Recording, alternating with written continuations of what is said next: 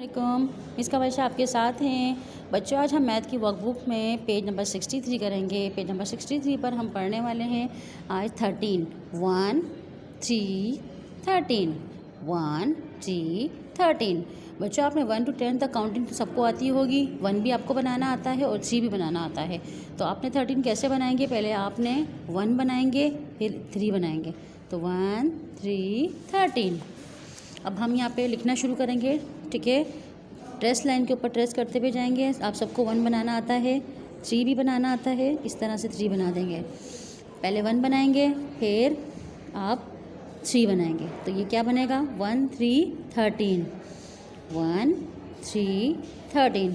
आपने इन सबको ट्रेस करना है। उसके बाद नीचे जो खाली बॉक्स नज़र आ रहा है, इस पर आपको खुद लिखना है, ठीक है। सेल्फ राइटिंग करेंगे। यहाँ पे आप सेल्फ राइटिंग करेंगे। 1 3 13 1 3 13 1 3 13 1 3 13 1 3 13 1 3 13। तमाम बच्चे पहले ऊपर ट्रेस करेंगे 1 3 13 को, उसके बाद नीचे सेल्फ राइटिंग करेंगे। आई होप कि सब बच्चे कर पाएंगे। इंशाल्लाह मिलते हैं नेक्स्ट क्लास में। अल्लाह हाफिज़।